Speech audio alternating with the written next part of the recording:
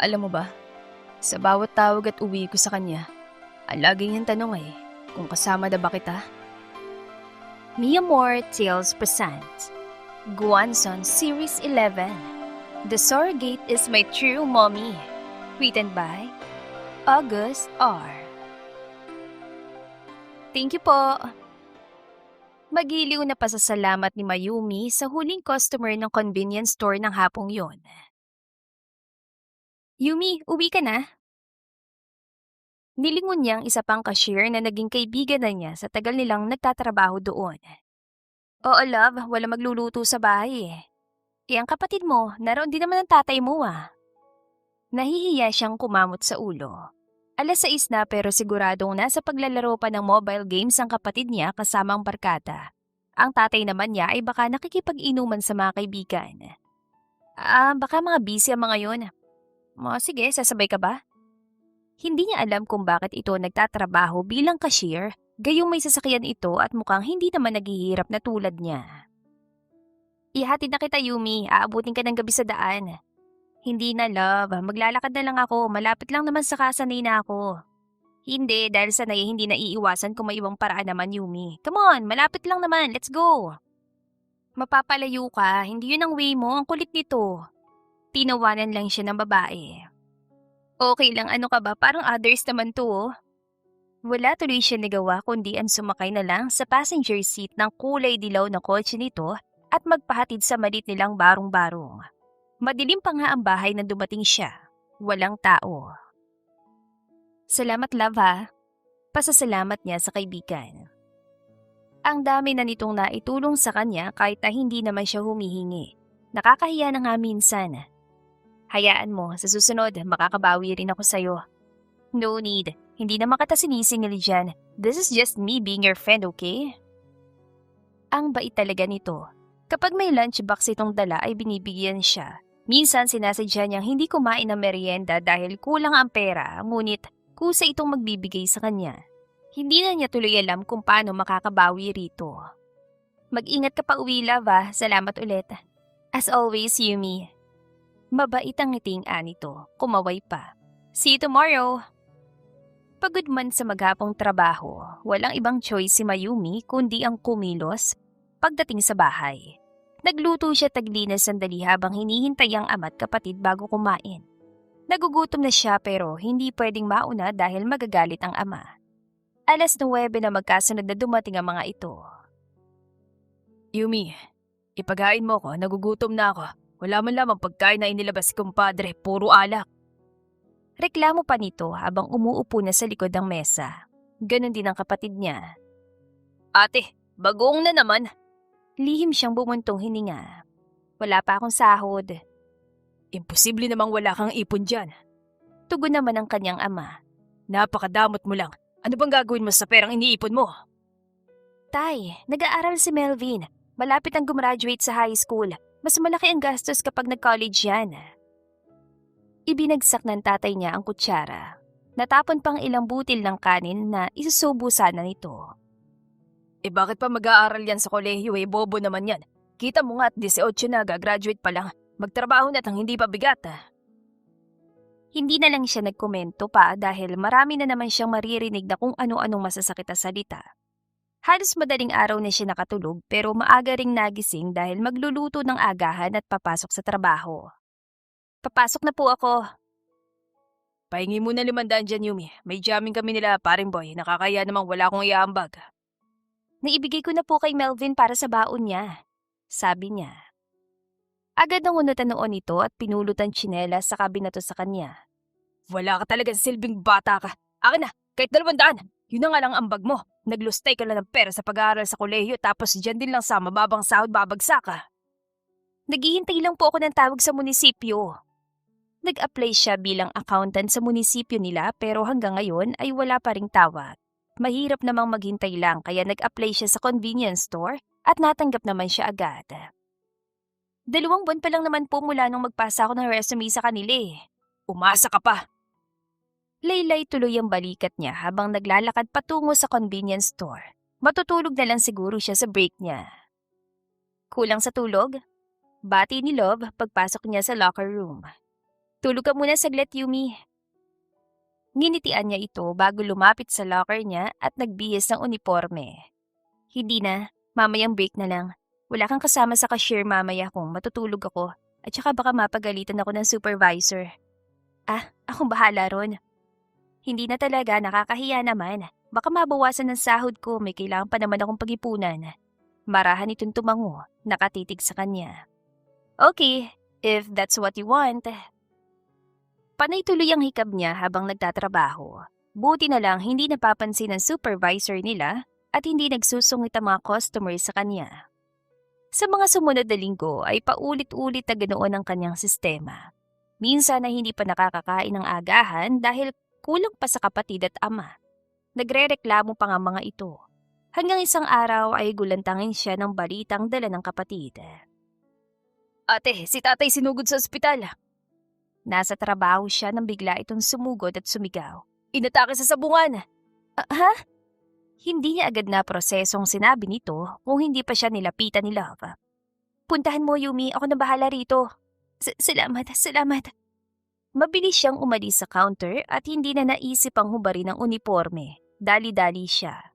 Humabol pang kaibigan niya nung palabas sa silang magkapatid. Pwede ko kayong ihatid para mabilis. Hindi na, nakakahiya na. Mag-tricycle na lang kami. Ate, mas mabilis nga kung ihati tayo ng kotse. Tara na, huwag ka na mag-inarte dyan. Nakasimangot na asik sa kanya ni Melvin. Tara na, Miss Ganda. Asan ang kotse mo? Pikit mata siyang sumunod. Hihingi na lang siya ng paumanhin kapag natapos ang problemang kinakaharap niya. Sa ospital ay sinalubong siya ng masamang tingin ng ama. Gising na ito. Hindi muna niya ito pinansin at kinausap ang doktor. Dok, ano pong findings sa tatay ko? Kinakabahan siya. Tinignan nito ang daladalang clipboard at binasa roon ang findings ng ama. He has chronic kidney disease, miss. Though we need further examination para masiguro ang sakit. Ngunit base sa sintomas na sinabi ng kapatid mo kanina at base rin sa seizure episode niya, it is in fact CKD. For further test, ipapasa ko to sa nephrologist para mas maliwanag. Salamat po, Dok. Binasa pa niyang apelyidong nakasulat sa coat nito. Dr. Guanzon. Professional lamang itong umiti. Sa ngayon, hindi pa siya pwedeng lumabas . Kailangan pa siyang examine at makausap ng nephrologist. Okay po. Sagot niya pero malayo ng isip.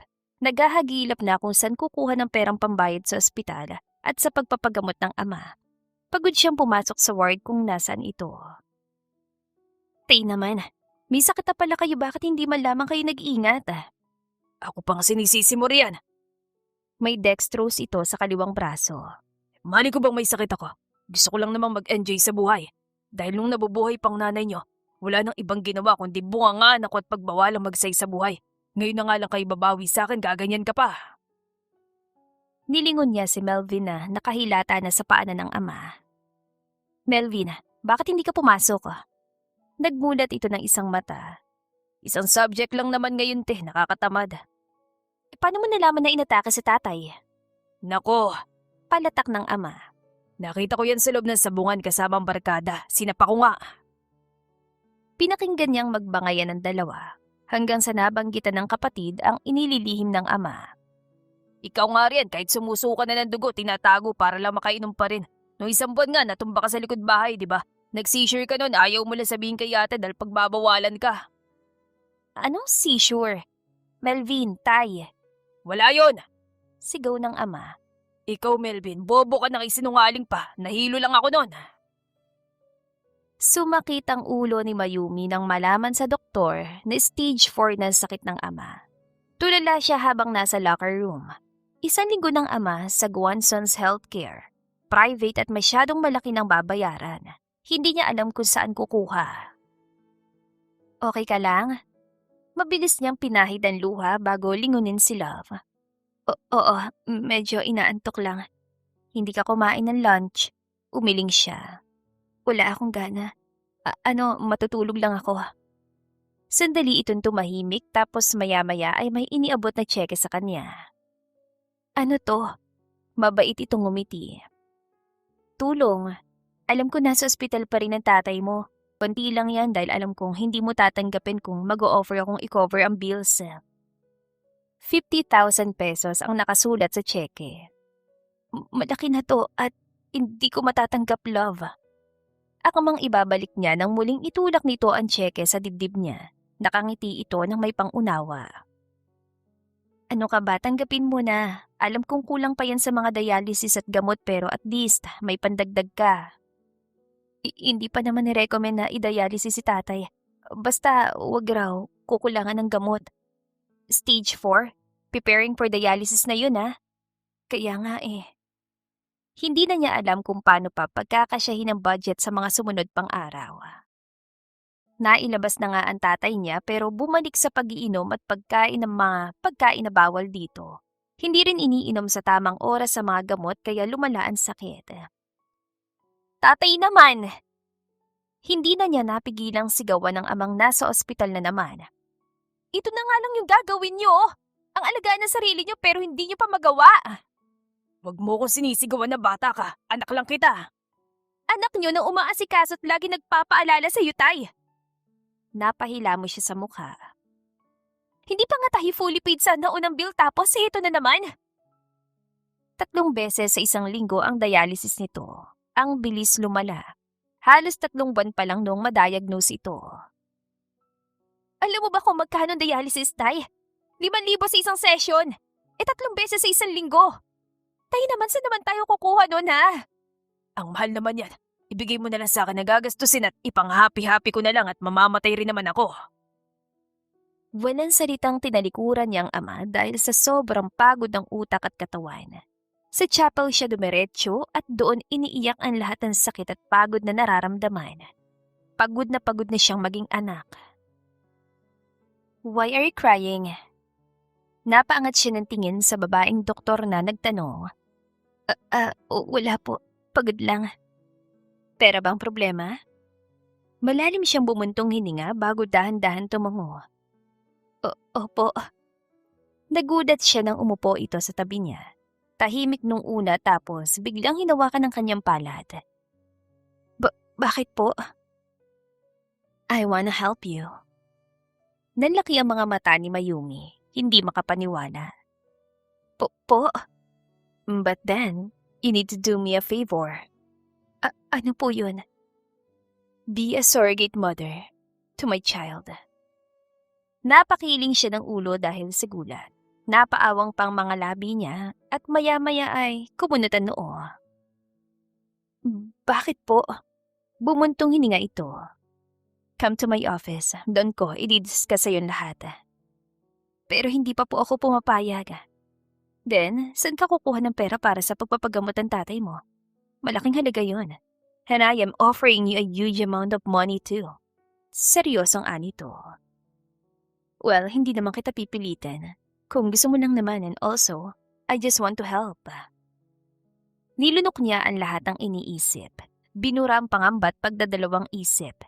Tumayo't sumama siya sa opisina ng doktorang nagpakilalang Erica. Isa raw itong OB. Ilang araw na kitang nakikita, Mayumi. Panimula nito na magkaharap sila sa office nito.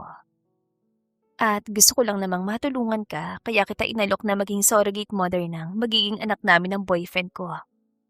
Tumango siya kaya nagpatuloy ito. It's a frozen embryo. Ito transfer sa'yo kapag ready ng katawan mo. It takes 2 to 3 weeks but within those weeks, imomonitor kong katawan mo. I will make sure na ready ka at hindi mapapahamak. Is that alright? Paano po yun? Naguguluhan siya sa mga pinagsasasabi nito. Umiling ang doktor. Ikaw ang magdadala ng anak namin ng boyfriend ko. Surrogate mother ang tawag doon. Bakit po kailangan niya ng surrogate mother? Hindi ba malayong trabaho ng boyfriend ko? He's a Navy SEAL. Masyado kaming busy para magsimula ng pamilya. Kaya naman naisip namin ganito na lang ang gawin.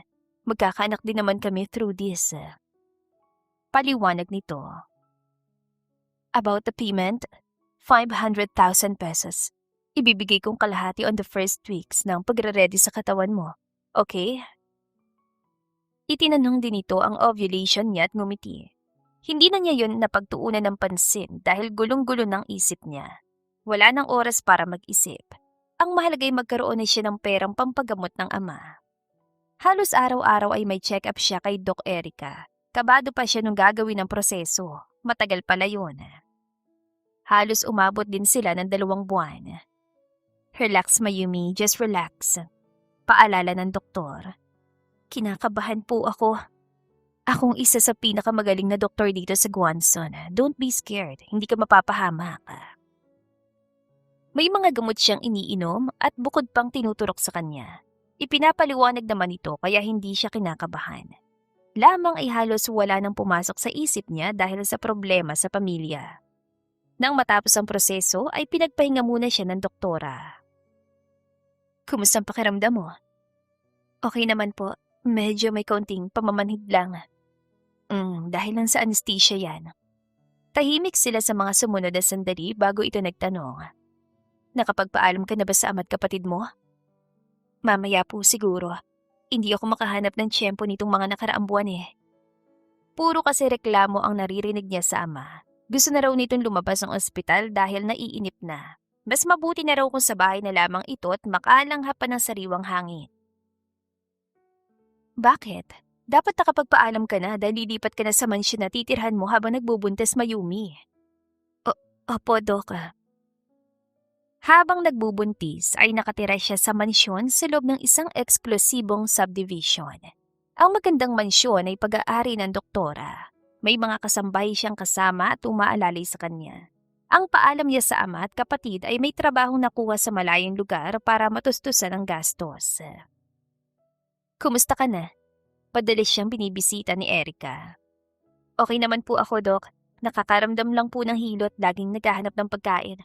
Nakakatuwa po dahil akala ko hindi ko mararamdaman ng ganito dahil wala po akong balak mag-asawa at tumutok lang sa kapatid at tatay ko. That's good. May dala itong mga pagkain. Baka pala dumalaw si Rena, okay? Pauwi kasi siya, baka laging magawi rito. Opo. 5 buwan ang kanyang tiyan. Parating tumatawag si Elrain sa kanya. Kinuha kasi nito ang lahat ng contacts niya para daw ma-monitor siya. Kaya lang, mas dumalang naman ang pagpunta ni Erica. May masakit ba sa'yo? Tulad ngayon ay kausap niya ang lalaki sa video call. Magsabi ka sa mga kasama mo riyan sa bahay, Yumi. Yung tungkol sa pera, galawin mo yung pinapadala ko para sa inyo ng bata. Nagpapadala nga ito ng pera sa bank account niya. Hindi yun alam ni Erica. Pinapadala niya yon kay Melvin para sa dialysis at gamot ng kanilang ama. Ubos na kasi ang kalahating paunang bayad ng doktora. Okay lang ako, Sir Rain. Kumpleto naman ang supplies dito at hindi ko na kailangang manghingi pa.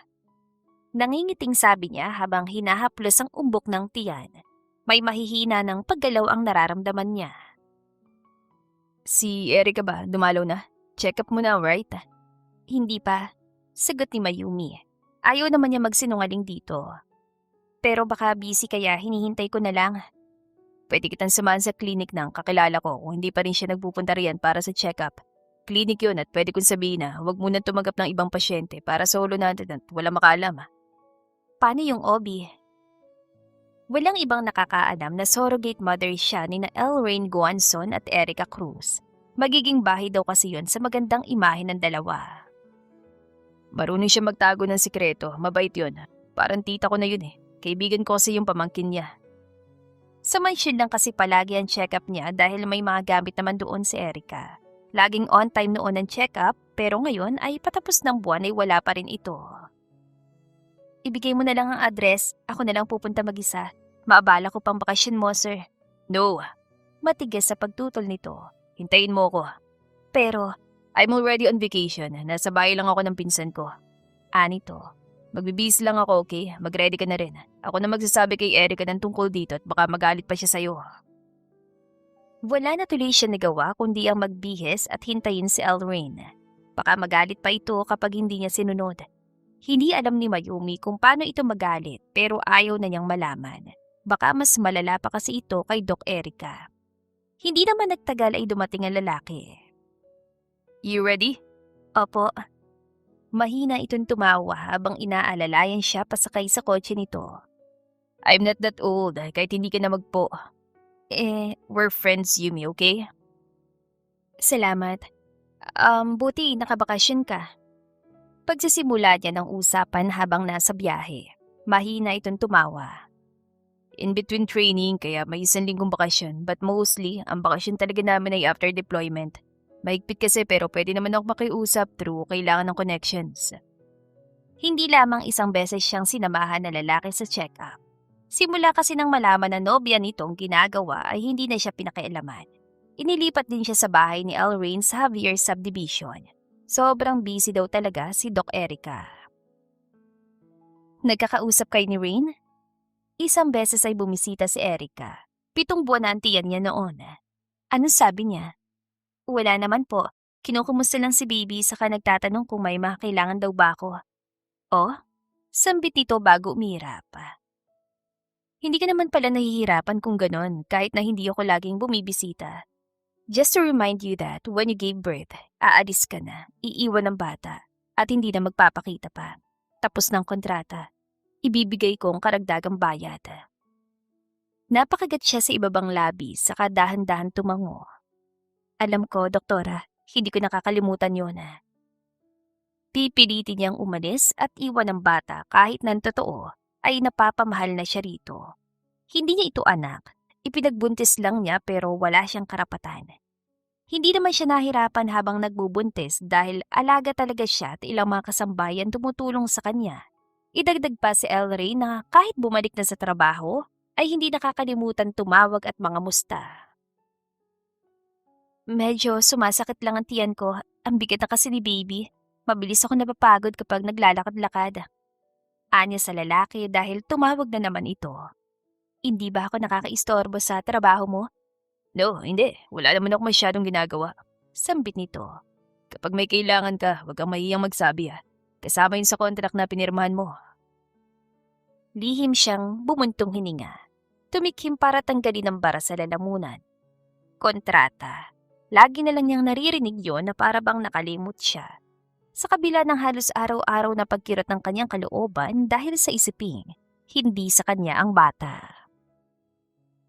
Oo naman, hindi ko nakakalimutan yon.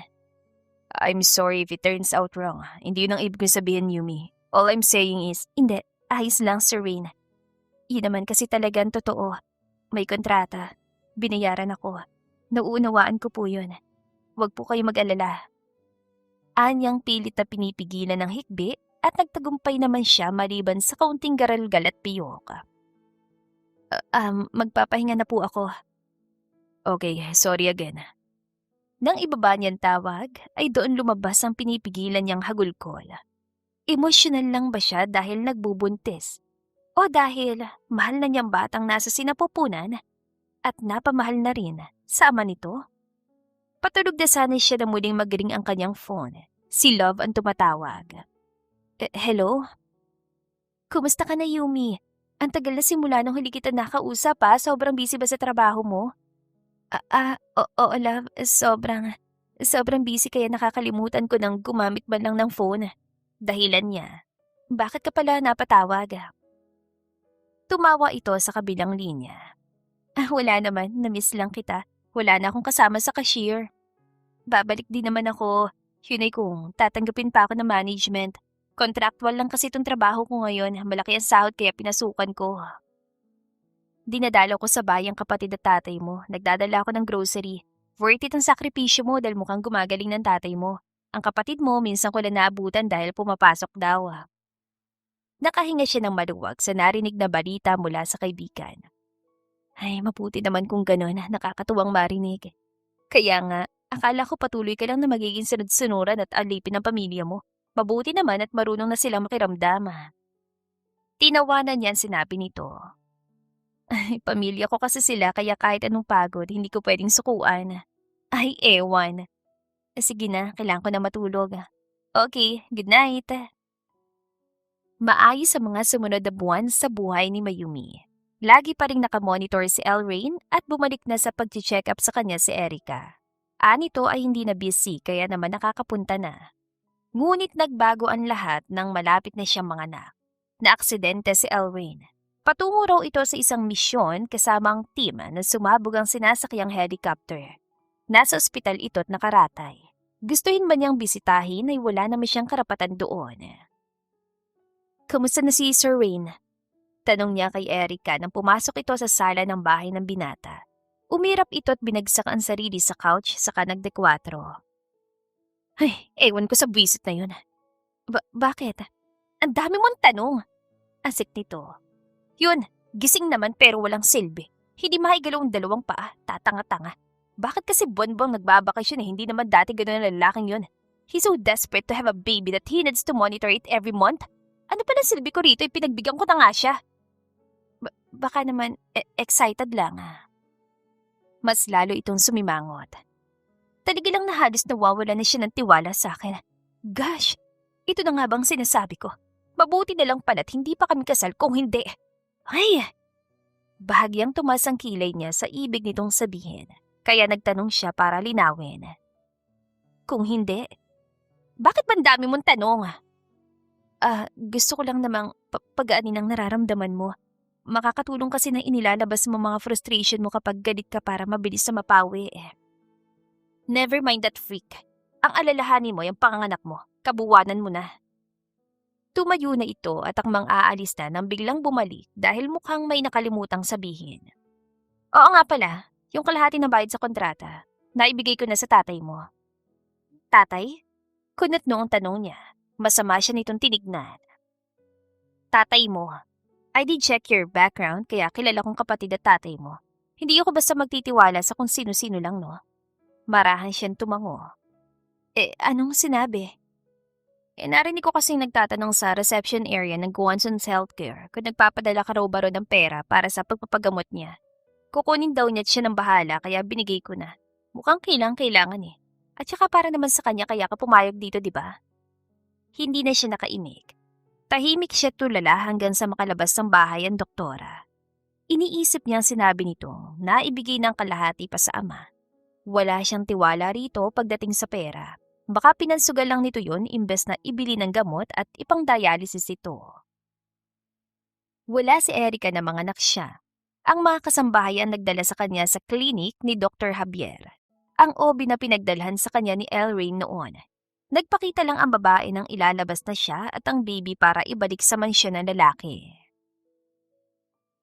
Nasa mansyon na si Rain. Doon din muna ang bata. Ikaw naman, may 3 buwan kang pahinga bago umalis at tuluyan ang kalimutan ng kasunduan natin. Masakit pantahi niya sa tiyan. Cesarean section ang nangyari sa kanya dahil nahirapan siyang umire. Pwede namang umalis na ako agad. Hindi ko na kailangang sumama pabalik sa... Sira ka ba? Magpapagaling ka muna. Paano kung may magtanong at makaalam ha? Ano sasabihin mo? 3 buwan lang yon. Sa mansyon ay halos hindi rin naman sila nagkikita ng lalaki dahil palagi lang itong sa silid nito at hindi lumalabas. Ang baby naman ay minsan lang din niya makasama dahil may 2 yaya na nagbabantay. Pwede ko po bang makita si baby? Paalam niya sa yaya nito nang bumaba siya ng hagdan. Nasa baba kasi ang kwarto ng bata.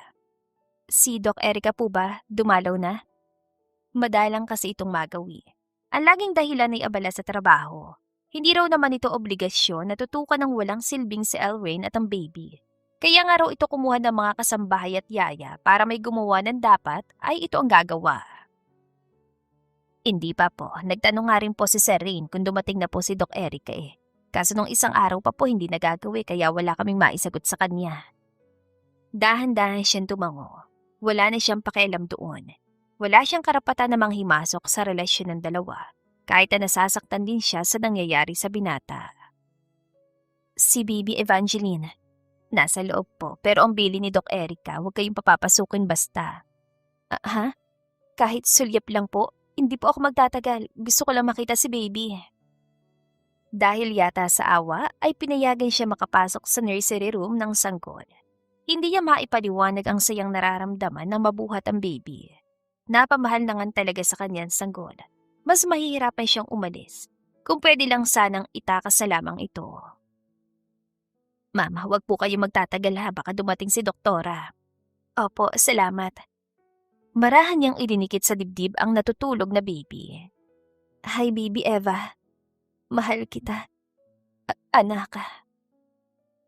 Kung itatakas niya ito, siguradong mahahanap siya dahil sa dami ng pera at koneksyon ni na Eric at Elrain.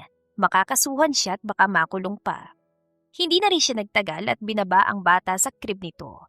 May narinig din kasi siyang komosyon sa labas. Akmang bubuksan na niya ang pinto ng silid nang kusang bumukas yun mula sa labas at bumuwad sa kanya ang natatarantang yaya. Ma'am, nandyan po si Doktora, baka po maabutan kayo. Umakyat lang po ako saglit sa kwarto ni Sir. Sige, salamat. Dali-dali siyang umakyat sa hagdan patungo sa kwarto nang madaanan niyang kwarto ni Alwyn. Nakaawang yon at may naririnig siyang nagtatalo sa loob. Hindi niya napigilan ng sariling makinig kahit na alam niyang bawal. Hindi ko kaya makisama sa taong walang silbi, Rain. Yon ang sigaw ni Erica. Kung bakit kasi hindi ka nag-iisip? Ang tagal mo ng trabaho yan. Hindi mo pa alam kung paano makakaligtas. Bakit ha? Baka naman display lang ang mga awards mo na best-best o kung ano-anong plaki mo galing sa trabaho. Paanong anak natin, Erica? Mahinahon pa ring tanong na lalaki. Ayoko nga bumuo ng pamilya kasamang walang silbing katulad mo. Let's break up! Erica, huwag naman ganyan. Madadala naman ito sa gamot. Magpapatherapy ako. Kapag magaling na ako, magpapakasal agad tayo. Not like this, please. Ngunit mukhang hindi naniniwala ang babae. Panay ang sigaw nito at bato ng masasakit na salita sa lalaking kasintahan. Bakit kasi? Elrain, ayoko na! Ayoko na! Kahit hindi ka pumayag, wala ka na magagawa pa. Alagaan mong bata kung gusto mo. Mayaman ka naman at kayang-kaya mong magbayad ng mga taong tutulong sa'yo. Basta ako, I'm out! Erica. Naluha si Mayumi dahil sa masasakit na salita na sinasabi ng babae sa lalaki. Parang wala man lamang itong konsensya at awa sa mga pinagsasasabi nito. Paano pa kaya ang mismong sinasabihan ng mga salitang yon? Ayokong masira ang buhay at career ko, Rain. Ayokong mauwi lang ang paghihirap ko sa pag-aalaga ng lumpo at ng batang hindi ko naman ginusto. What do you mean? Hindi mo ginustong magkaroon tayo ng anak? Oo, hindi! Dahil ikaw lang naman ang gumusto agad na magkaanak dahil ano, ha? Para maitali agad ako? Nangako naman ako magpapakasal tayo pero hindi agad-agad. Akmang aalis na si Mayumi sa kinatatayuan nang pabaliyang bumukas ang pinto at lumabas si Erica. Nagniningas sa mga mata nito sa galit. Dok Erica, you heard everything? Kagatlabi siyang tumango. Pasensya na po, hindi ko sinasadya. Pero pwede po ba akong magsalita? What? Pangangaralan mo ko? Sino ka ba ha? Pero Dok, ang sa akin lang po, kahit sana isipin niyo na lang sana yung anak niyo ni Sir Rain. Alangan turan niya. Hindi po sa nangingialam ako eh. Kawawa naman po yung bata kung mawawalan siya ng ina. Hindi nito pinakinggan ang pakiusap niyang isipin naman ng bata. Hindi akong ina ng batang yan. Nanlaki ang mga mata ni Mayumi dahil sa revelasyon ng doktora. Anong ibig mong sabihin? Ayoko nang ipaliwanag dahil bayad ka naman. At kung lalaban ka naman, alam kong hindi mo kakayanin dahil mahirap ka lang. Pero sa inyong egg at sperm cells na ginamit. Natatawa itong umiling. Ngunit may talim ang mga mata at may inis. Sa'yo! Ayoko na magpaliwanag. Hindi ba rin naman maiintindihan? Ang revelasyon nito ang siyang tuluyang nagpaguho sa pagkatao ni Mayumi. Paano mo ito nagawa?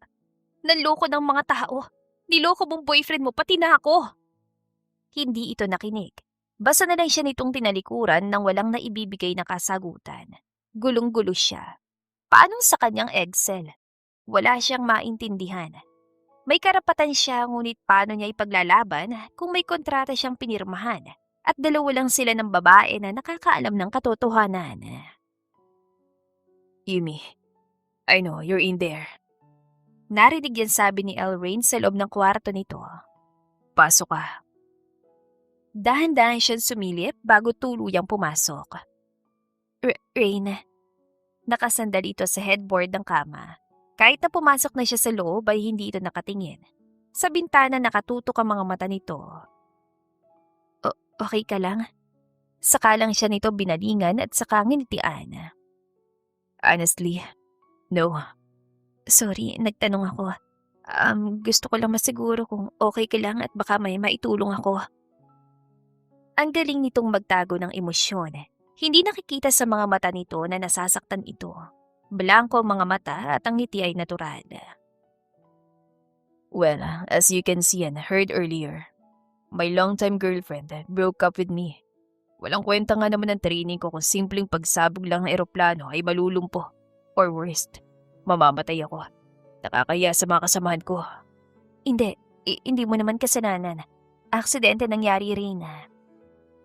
Dahil nga sa lecheng aksidente na yun nawalan ako ng nobya at ina ng anak ko. Kung kailan nagkaroon kami ng anak at bala ko na mag-propose sa kanya, saka pa nangyari to. Ang malas-malas ko naman sa buhay. Hindi naman ako masamang tao para parusahan ng ganito. Bakit ako pa? Napakagat siya sa ibabang labi. Paano niya sasabihin kay Elrain na niloko ito ng sariling nobya? At naloko rin siya. Nasasaktan siya para sa bata at para na rin sa lalaki. Marahil siyang umupo sa paanan ng kama para bahagyang makalapit dito. Kunot noo siya nitong nilingon kaya bahagya niya itong nginitian. Sabay hawak sa tahi sa tiyan dahil kumirot yun. Hindi ka masamang tao rin. Ang bait-bait mo nga eh. Sadyang, baka hindi kayo para sa isa't isa. Sarkastiko itong tumawa. Kabaliwan. Oh yeah, tapos ang kontrata mo, di ba? Wala ka nang kailangan dito. So maybe pwede ka nang bumalik sa pamilya mo. Don't worry, ako na bahala sa anak namin ni Erica. At dadagdagan kong binayad namin para... Hindi na kailangan na. Tanggi niya saka mabilis sa tumayo at naglakad patungo sa pinto. Nasasaktan siya. Magpapahinga na ako at aalis na rin. Salamat sa lahat. Ngunit kahit tapos na ang kontrata ay hindi naman niya maiwan ang kanyang mag-ama. Elrain is devastated and hurt. Kaya paano pa niya pagtatapat dito ang totoo na silang totoong magulang ng bata at hindi ang babaeng mahal na mahal nito. Bakit nandito ka pa rin, Yumi? Ilang beses na niyang narinig ang tanong na yun mula sa lalaki. Naisip ko kasi kailangan ni Baby Eva ng mag-aalaga sa kanya kaya tumikim siya dahil masyadong malalim ang tingin sa kanya ni Elrain. Dalawang yaya ng anak namin, Erica, Yumi. Don't worry, ako nang bahala sa anak namin. Babalik din naman siya kapag medyo malamig ng ulo niya. Ganun lang yun, tulad lang noon. Ngumiti ito. Lagi ito nangingiti kapag nababanggit ang pangalan ng dating nobya. Nagpapalamig lang ng ulo at kapag naalis ng tampoy, babalik din. Paano kung hindi na? Tumawa na naman ito pero pilit na. Babalik siya. Pero di ba sabi niya? Umiling ito. Kasalukuyan silang nasa porch ng mansyon nito. Pinilit niya kanina ang lalaki na lumabas man lang kahit sandali para maarawan. Karga nito si Baby Eva habang nakaupo naman siya sa tabi nito. Hindi niya magagawang abandonahin ng sarili niyang anak, Yumi. Kilala ko siya. Hindi ganun ang ugali niya. Habang inaalagaan niya mag-ama, ay paulit-ulit siyang pinapatay ng bawat salita nito. Hindi siya ang tunay na ina kaya huwag umastang magulang sa bata. Yun kasi ang nagiging dating sa kanya na mga katagang ibinabato nito. Okay. Samantala'y pasimpleng tinignan ni Elrain ang dalaga sa kanyang tabi. Nilalaro nito si Eva na hinahawakan naman ng mahigpit ang daliri ng babae. Baka hinihintay ka na ng pamilya mo, Yumi. Sambit niya. Baka nag-aalala ng mga yon dahil isang taon lang paalam mo hindi uwi, di ba? Siya nagsuggest kay Erica na isang taon ang ialok kay Mayumi para may 3 buwan itong pahinga sa panganganak bago umuwi sa sariling pamilya.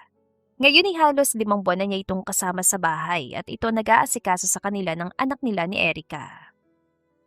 Aalagaan ko na muna kayong dalawa ni Baby. Okay lang naman ang pamilya ko. Tinitigan niya ang babae. Hindi na talaga kailangan. Nakakaabala na kami ng anak ko sa'yo. Kaya naman naming dalawa habang hindi pa bumabalik ang girlfriend ko. Babalikan niya kami. He's being so delusional. Alam niyang hindi na babalik ang babae kahit na ilang taon man siya maghintay. Kasalanan naman talaga niya nangyari. Pinilit lang niya itong magkaroon na sila ng anak para may panghawakan siya. Pero lalo lang humulugpos sa kanyang tali ang babae. Kung kailangan mo pa ng pera, bibigyan kita bago ka umalis. Panimula mo kasama ang pamilya mo. Hindi ko nga kailangan ng pera, Elrain! Hiyaw nito. Pagtingin niya ay namumuo ng luha sa mga mata ng babae. Ang alagaan kayong gusto ko, hindi mo ba yun maintindihan? Bakit ka nagmamalasakit sa amin?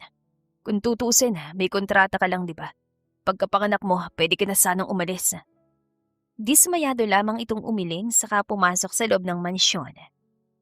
Tawagin mo na lang ako kapag gusto mo na pumasok dito Tahimik niyang nilaro ang anak na hindi niya namalaya ng pagbukas ng gate at ang pagpasok ng kotse ng kapatid na si Ethan. Anak, nandito ang tito mo. Mukhang mauna siyang mamit ka kaysa sa buong pamilya. Ang balak niya ay ipakilala ang bata sa pamilya kapag naayos na niya ang problema nila ni Erica. Gusto niya buo sila kapag umarap sa mga magulang. Kaso, mukhang hindi pa mangyayari yun sa ngayon. Dude, is that a baby? Bungad ang kapatid na makalapit ito. How come? Anak namin ni Erica. Nakangiting imporma niya. Her name is Evangelina. Dude, you're so secretive. What the? Halos hindi nito ilapat ang kamay nito sa maliit na braso ng sanggol. Wait, anak niyo ni Erica? Yes. Nangunot noon ito. Paano nangyari yun, Rine? Hindi ko naman nakita nagbuntis siya this past few months. Nagsurrogate kayo? Oo, ayaw kasi ni Erica na siya yung magdadala. So we came up with a plan na kumuha ng surrogate mother. But dude, it's not even legal here. Paano yan? Baka makulong pa kayo or worst. Yung babaeng dinamay niyo dyan Napailing na lang si Elrin habang napapangiti. Alam mong kaya kong gawin, Ethan. So, sira. Pero teka lang, naguguluhan pa rin ako. Paanong anak niyo yan si Erica Sabi ni Eva, nakita niya si Erica na may kasamang ibang lalaki noong isang araw lang at mukhang may something daw. Hindi ako chismoso Malalim na bumuntong hininga na lang siya dahil sa biglang kirot na naramdaman sa kanyang dibdib. Ayaw niyang paniwalaan ang mga sinabi ng babae sa kanya. At ngayong may nakapagsabing mukhang may nakuha na agad itong iba, bakit hindi pa rin niya matanggap? Don't tell me, naglolo ko siya dahil naaksidente ka. Tama, pero ayaw niyang bigyang linaw. I don't know, but naunawaan ko naman siya kung sakaling ang ganon. Sino bang babae magtitiis sa samahan at alaga ng isang walang silbing gaya ko? Matapos sabihin yon ay saka niya na-realize na si Mayumi, hindi siya iniwan kahit anong pagtataboy niya. Ang dalaga na wala namang responsibilidad pero patuloy at kusang tumutulong at nagpapakaina kay baby Evangeline. What kind of mindset is that, Elrin? Gagaling ka rin, makakabawi ka rin basta mapayagan mo ng ipagamot ka tipa-therapy. May mga nakausap na raw na eksperto si mommy, tapos siya na raw bahala sa iba pa. Their mom is a therapist. Personal therapist ito ng daddy nila nung nasa MMA pang kanyang ama. Malaking tulong pero ayaw niyang tanggapin. Hindi niya maintindihan ng sarili. Gusto niyang balikan siya ni Erica pero ayaw naman niyang gumawa ng paraan. Basta lang siyang naghihintay. Akala yata niya ay babalik ito kapag naawa sa kanya. Ayoko pa, dude. Sagot niya. Hindi ko. Gusto mo pang namnamin yung pagkakaaksidente mo bago ka magpagamot? O baka naman nagpapaawa ka sa dati mong girlfriend para balikan ka? Iyan nga yata dahilan kaya. Hindi, Ethan. Tumahimik ka nga dahil wala kang alam. Tumahimik naman ito. Kinuha na sa kanya si baby Eva at itong kumarga dahil nakatulog na ang bata. Nanatili silang tahimik hanggang sa basagin yun ng isang boses. Pasok na tayo rin, masyado na mainit sa balatang araw. Agad niyang narinig ang bulong ng kapatid sa tabi. Dude, sino yan? Hindi niya ito pinansin. Binalingan niya si Mayumi at bahagyang initian. May bubong naman dito, Yumi. Okay lang kami. Si Ethan, kapatid ko. Ethan, si Yumi. Hi, Yumi. Hello po. Nang lumapit ang dalaga at akmang makikipagkami sa kapatid, ay sinalubong niyang palad ito.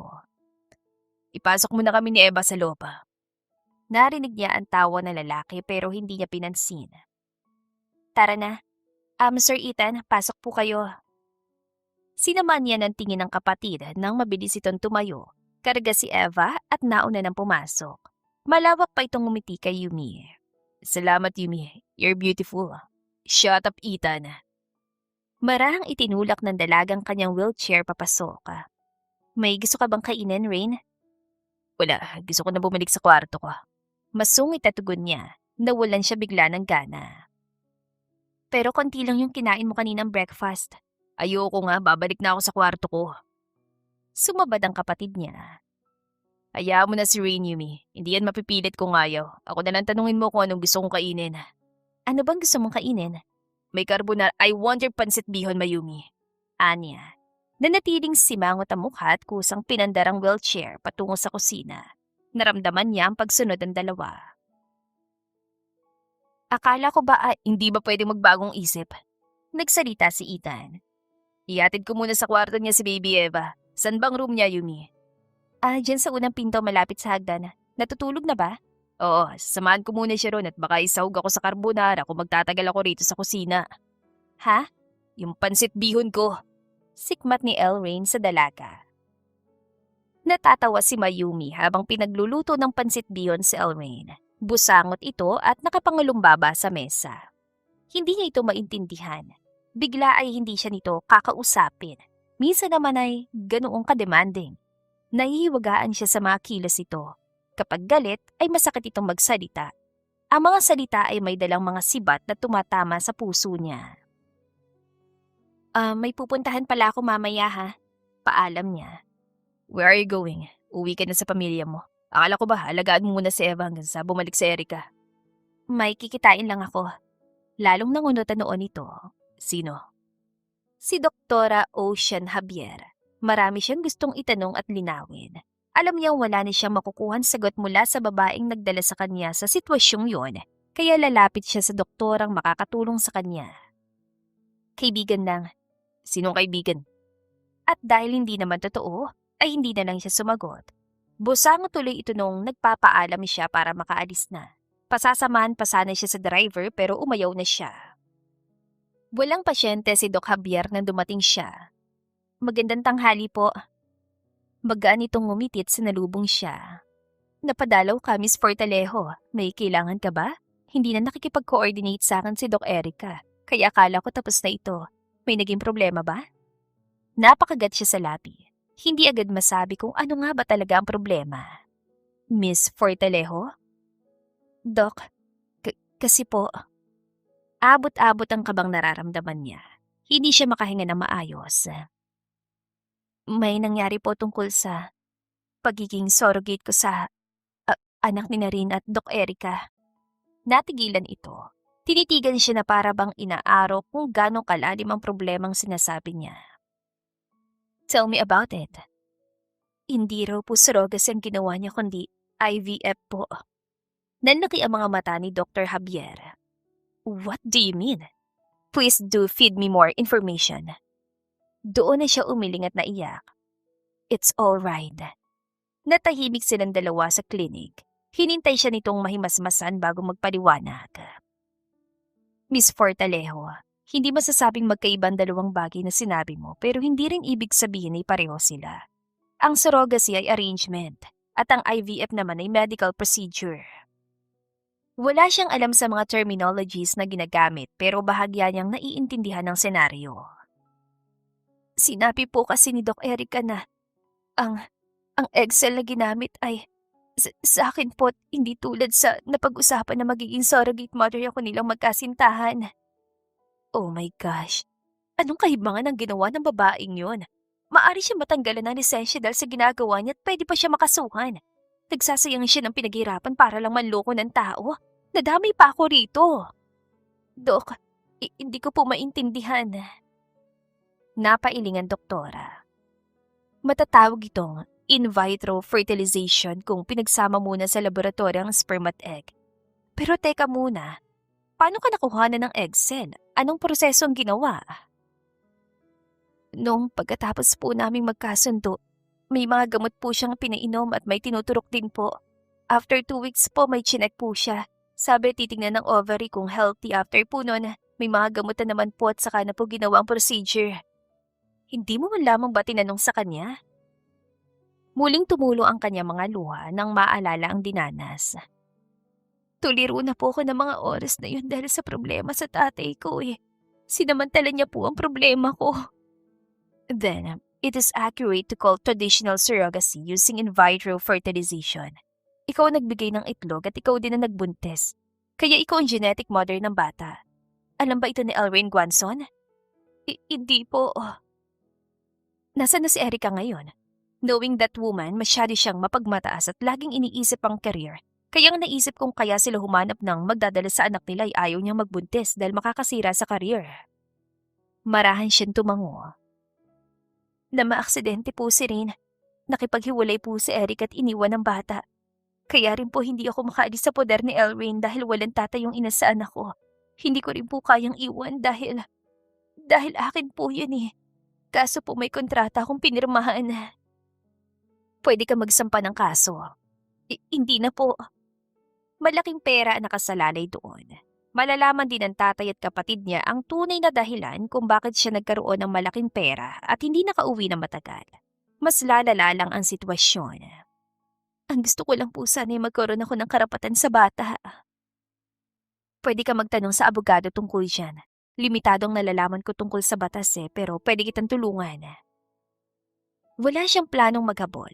Ayaw niya ng gulo. Ang mahalaga ay naliwanagan siya kung bakit nangyari ang lahat ng iyon.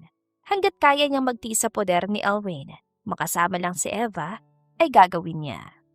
Ngunit dahil sa pabago-bagong ugali at pagtrato ni Elrain sa kanya ay mas lalo siyang nahihirapan. Rain, hindi ka pa ba magpapatherapy? Isang umagay tanong niya sa lalaki. Inaya ulit niya itong lumabas sa porch kasama si Eva na ngayon ay 1 taon na. Nagtatanong lang naman ako dahil concern ako sa kalagay. I don't need your concern. Pabalang nitong sagot. Wala ka rin pakialam kung magpa-therapy ako o hindi. Buhay ko to at wala kang pakialam doon, ha? Pero ikaw lang din naman ang iniisip ko. Paano kung lumaki na si Eva, mahihirapan kang alagaan siya dahil lumpo ako? Hindi naman sa ganun. But that's what you're implying, Mayumi. Asik nito. Ang batay binigay sa yaya at pinapasok sa loob. Desisyon kong hindi magpagamot kaya wala ka na ron. Dahil ba umaasa ka pa rin babalikan ka ni Erica? Hindi na niya napigilan ang itanong yon. Umaasa ka magbabagong desisyon at pananaw niya at babalikan ka sa kabila ng sakit mo? Sa tingin mo, babalik siya kung 1 taon na? Ganyan pa rin ang kalagayan mo? Mag-isip ka nga, Elrain.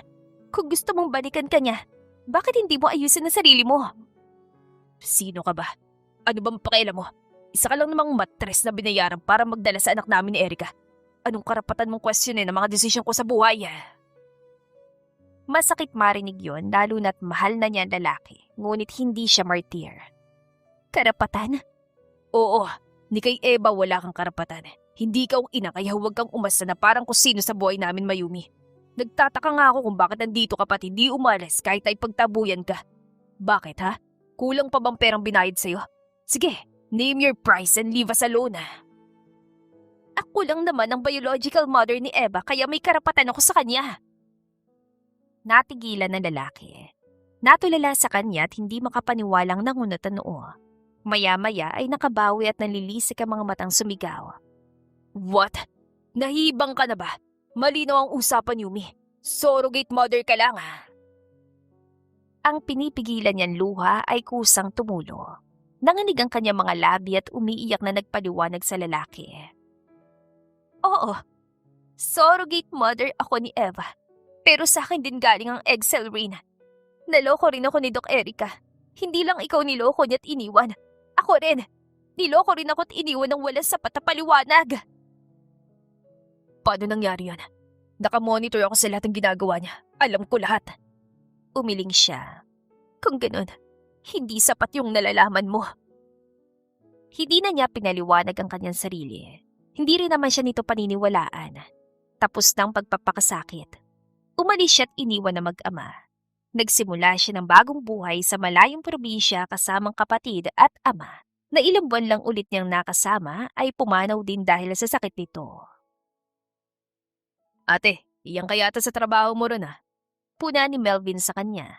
Mabuti na lang at sa wakas ay naging masinop ang mga ito. May naipuhunan sila ng kapatid para sa muling pagsisimula. Bakit mo naman nasabi yan? Tumaba ka kasi sa kapumuti rin. Aircon bang kwarto, trabaho mo ron, ate? Talagang hindi siya nito tinigilan. Hanggang sa maglakad siya patungo sa likod bahay ay kasunod niya ito. Ano ate, baka pwede ako ron kapag graduate na ako. Tumigil ka, Melvin. Pumasok ka na't baka mahuli ka sa klase mo. Ano pa bang ginagawa mo rito? Wala siyang balak na sabihin sa mga ito ang totoo. Ang nakaraang iyon ay hindi na dapat pang ungkatin kailanman. Ngunit sadyang hindi niya makakalimutan ng kanyang anak. 3 taon man ang lumipas. Mamaya pang 9 ang klase ko, isang subject lang din. Ani Melvin. Tutulungan kita rito sa poultry pag uwi ko mamaya. Sa ngayon ay mahigit 500 piraso na ang white leghorn chicken nila. Nagsimula sila noon sa 50. Pabuti pa nga, magbibigay tayo mamaya ng vitamin sa mga manok. Mabuti na yung tulong tayo para mabilis. Oo na nga ate, alis na ako. Tumango siya. Magdi-deliver ako bukas ng itlog sa mga buyers natin. Ay, may group project kami te, hindi ako makakasama. Mabilis na sabi nito. Weekend na nga lang pahinga pero may mga group projects at activities naman. Yung business proposal ko nga, hindi pa ma-approve kahit ilang buwan na lang ay graduation na. Ako na, kaya ko. Marunong naman ako magmaneho ng truck. May gusto siyang puntahan kaya gusto niya mag-isa siya. Diretso siya roon pagkatapos ng delivery. Konti lang naman ang i-deliver kaya hindi siya aabuti ng gabi sa daan. Kinabukasan, matapos ang delivery ay nagmaneho pa siya ng halos 3 oras para marating ang destinasyon. Kaarawan ngayon ni Eva kaya magdadala siya ng munting regalo. Nagpasya siya noon na iwan ang bata sa ama dahil mas makakabuti para dito. Happy birthday, anak. Bulong niya sa hangin habang nakatanaw sa bukas na gate. Hapon at mukhang nagsisimula ng munting selebrasyon para kay Eva. Mahal na mahal kita. Gustuhin man niyang dalhin noon ang anak ay hindi pwede dahil wala siyang ipambubuhay dito. Mas magandang katayuan ito sa ama kaya sino pa siya para hadlangan ng magandang buhay na nag-aabang dito. Inilapag niya ang paper bag sa tapat ng gate. Pahalagahan mo sana munti kong regalo, mahal ko. Mabilis siyang tumalikod nang may sasakyan dumating. Naglakad siya papalayo nang hindi lumilingon. Ilang beses nang ginagawa yun ni Mayumi, ang mag-iwan ng regalo sa anak basta may oras siyang bumiyahe, hindi lang sa mga espesyal na araw. Ate, hating gabi na, saan ka pa nagpunta? Pagod niyang ibinagsak ang sarili sa upuang kawayan sa loob ng sala. Pagod pero satisfied kahit natanaw lang niya mula sa malayong anak. May binisita lang. Na, kung makangiti ka, baka boyfriend na yan te, pakilala mo naman. Hindi, baliw ka. Matulog ka na nga. Nangingiting sabi niya sa kapatid nang umisilang at tumalikod na. Masaya siya at muli na namang nasulyapan ng anak kahit nasa malayo lang. Sapat na muna yon. Ipagkakasya na lang niyan sarili sa sulyap mula sa malayo. Baka nga may bago ng girlfriend si Elrain o kaya ay nakipagbalikan na si Erica. Patuloy na lumipas sa mga araw. Patuloy din ang bawat dalaw at dala niya ng regalo kay Eva. Minsan nga muntik pa siyang mahuli ng yaya ng bata. Yung pa rin yung yaya na kilala niya noon. Mayumi! Napalingon siya mula sa pinto ng poultry farm dahil sa sigaw ni isang pamilyar na boses. Love, anong ginagawa mo rito? Ang ayos ng suot nito. Simple pero sopistikada. Tulad lang din noong kasama niya ito sa trabaho. Hi! Mabilis siya nitong dinamba ng yakap. Namiss kita! Ang tagal nating hindi nagkita. Simula nung nagpaalam ka magtatrabaho sa malayo. Kumusta ka na? Hiya nga magnegosyo sa iyo Ayos lang ako. Ikaw ang kumusta na? Bahagya pa niyang hinaplos ang baby bump na bahagyang sumisilip sa pink titong long sleeve polo shirt. Ayos naman ako. I am already married and we're expecting our second child. Excited itong pagkukwento nang dinala na niya sa maliit na sala ng kanilang bahay. Ikaw sana gagawin kong maid of honor noon kaso wala ka naman. Hindi kita mahagilap. Alam mo ba, I was waiting for you sa convenience store a year after kasi yun lang ang paalam mo at babalik na rin. Bakit nga kasi? Ngumiti siya dito. Wala. Na-extend ang kontrata ko kaya hindi na niya tinuloy ang sasabihin. Ikaw, nasa ng husband mo? Kasama mo ba? Nope, he's very busy. Nasa Navy siya at mahirap makakuha ng bakasyon ng mga ganoon kaya hintay-hintay lang at usap sa call. Agad gumana ang isip niya sa pag-overthink. Nasa Navy rin kasi si Elrain. Baka. Happy ako para sa'yo, love. Ang galing, no? Malaki siguro ang sahod din sa trabaho mo kasi nakapagpatayo ka agad ng negosyo. Ang galing, iba talaga kapag masinop at madiskarte. So proud of you. Salamat. Nagkwentuhan lang sila hanggang sa may sumundo na sa kaibigan. Nagulat pa nga siya nang sa tinagal-tagal nilang magkaibigan ay ngayon lang niya nalaman ang apelyido nito, Banderas. Hanggang sa mabilis pan lumipas sa mga araw, nagulat na lang siya na 2 taon na naman ang nagdaan. Isang araw na abala siya sa pag-aasikaso para sa graduation ng kapatid, ay hindi niya akalain na muling makakaharap si Elrain kasamang anak nila. Bigla na lamang itong sumulpot. Rain. Nanlalaki ang mga matang sambit ni Mayumi. Nakakalakad na ulit ang lalaki. Hawak nito sa kaliwang kamay ang napakagandang bata. Anong? Kimi itong ngumiti. Nandito kami dahil nag-aya si Eva. Miss ka na raw kasi niya at miss na rin kita. Anong ibig mong sabihin? Napa-atras siya nang humakbang palapit ang bata. Mama, I miss you na po. Malambing na nito saka yumakap sa kanyang bewang. Tagal niyo po bumalik kaya po kami na ni Daddy nagpunta sa'yo. Nabigla si Mayumi nang tawagin siyang mama ng bata. Hindi na niya pinigilan ang sarili.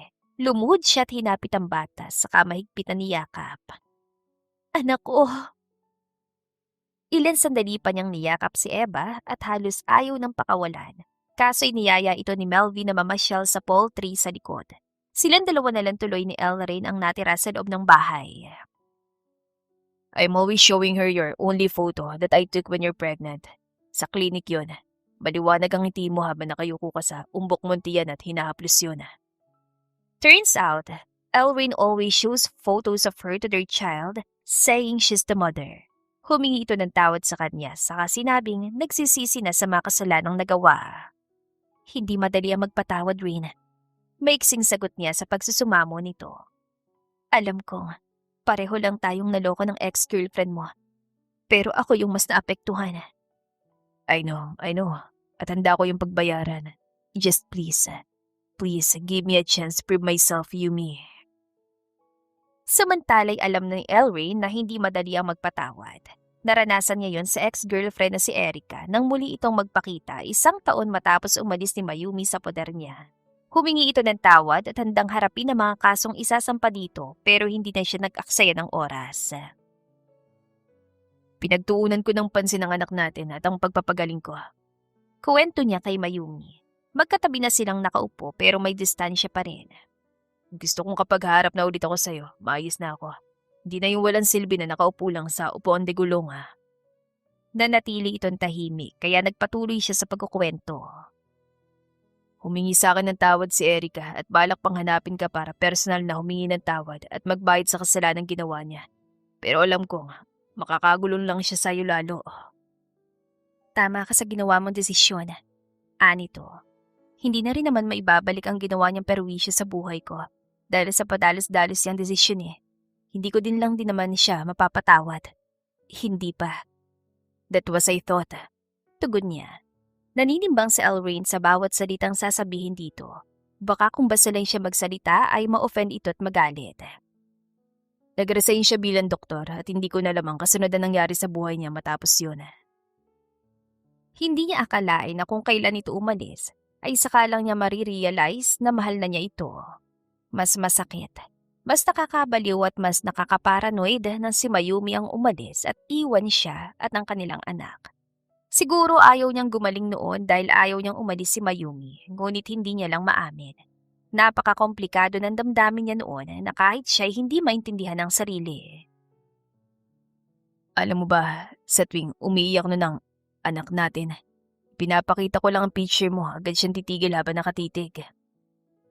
Talaga? Nilingon niya ito at saka nginitian na matamis. At totoo ngang siya nag-aya na puntahan ka na namin. Paulit-ulit nga siya. Umiiyak kaya hindi ko na natiis. Sorry kung nabigla ka sa biglaan naming pagsulpot. Bakit mo alam kung saan ako nakatira? Tumikim siya. Si Love Banderas. Kinabahan siya sa paningkitan siya ni Mayumi ng mga mata. Love Banderas? Paano? Muli siyang tumikim at mabilis na nag-iwas ang tingin. She's a family friend and nabanggit niya kaya nagtanong ako. Nagtaka siya kung bakit kilala kita pero sinabi mo sa kanya totoo? no. Nakataas pang kamay na Anya. No, hindi. Alam ko magagalit ka. I mean, sabi ko lang hinahanap kita dahil may anak tayo. Wala naman na siyang tanong. Kumalma naman ito. Ibig sabihin ay, alam na niya kung nasan ako sa simula pa lang. Hindi lang siya agad bumisita. Maybe. Anya. May mga tanong ka ba? O wala. Tumango-tango siya. Magkukwento na lang ako. Ikaw ang bahala. Ang hirap ng therapy na ginawa ko. Halos sumuko ako sa bawat sakit at kirot habang parang sanggol na muling nag-aaral na humakbang at gamitin ang mga pako. Sa bawat pawis at luha, iniisip ko sa dulo, ngiti mo makikita ko. Ngiti niyo ng anak natin ang kapalit. Naging motivation ko kayong dalawa ni Eva para mas mapabilis ang paggaling ko. Nanatili itong tahimik. Gusto sana niyang hawakan ng palad itong nakapatong sa kandungan, ngunit isa na yung kapanghasan. Wala akong pinagsabihan sa totoong nangyari, Yumi. Rest assured. All they know is that, nagkaanak tayo. Nabaling ang atensyon ko sa'yo dahil walang oras sa akin si Erica kaya humanap ako ng ibang babaeng magbibigay ng atensyon. At nagkaanak nga tayo. Hindi ko na binago. Okay lang na may bayad ang pangalan ko. Wag lang ang sayo. Naramdaman niya ang mariing titig nito kaya nakangiti niya itong nilingon. Bakit mo ginawa yon? Okay lang yon. And then after 2 years of surviving and healing, nakabalik ako sa serbisyo. Bakasyon ko lang ngayon kaya nasamahan ko ang anak natin. Okay lang yon? Yumi, ikaw ba nagbibigay ng mga regalo kay Eva sa tuwing may special occasions? Yung mga paper bags na iniiwan sa tapat ng gate. Pagbabago niya ng paksa. Yes, ako nga. Tango nito. Ayoko magpakita at makagulo kaya iniiwan ko na lang. So, I was right. Saan? Ikaw nga yung babaeng nakita ko sa tapat ng gate at nung dumating ang kotse ko, mabilis kang tumakbo papalayo.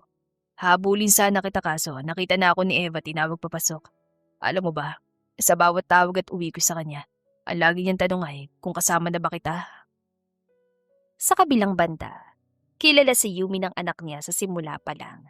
Iyon ang kaisa-isang impormasyon na naaalala niya sa usapan nilang yon ni Elrain. Hindi siya binura ng lalaki sa pagkatao ng kanilang anak. Thank you for not choosing to lie to our daughter, Reina. Sinsero na pasasalamat niya. Ilang araw na ang kanyang mag-ama sa bahay niya. Sasama raw ang mga ito sa graduation ni Melvin na ikinatuwa naman ng kanyang kapatid. Of course, hindi ko magagawa yon. May karapatan ka kay Eva, di ba? At wala akong karapatan na itago siya. Salamat pa rin. Natatawa itong umiling at saka hinawakan na magkabila niyang pisngi. No, ako dapat ang magpasalamat sa iyo dahil hindi mo kinalimutan ang anak natin. At ngayon nga, binigyan mo ko ng pagkakataon na buuin ang pamilya natin. Oo naman. Mahal ko kayong dalawa ng anak natin kaya hindi ko ipagkakait ang pagkakataon, Reina. Tuluyan na siya nitong niyakap. Mahal ko rin kayong dalawa. And I love you too! Sabay silang natawa sa pagsingit ng anak sa gitna nila ng ama nito. Yumakap ito sa mga bewang nilang dalawa. Pero we need to go na po, baka naghihintay na si Tito Melvin. Kawawa siya dahil wala siyang kasama dahil nandito pa tayo't nagbabonding. Malakas silang nagtawanan. Oo nga naman, let's go. Ani Elrain. Nagsimula sila ng panibagong buhay. Nagpakasal muna sila bago bumalik si Elrain sa trabaho. Ngunit hindi ito nakakalimot mangamusta at tumawag sa kanilang mag-ina.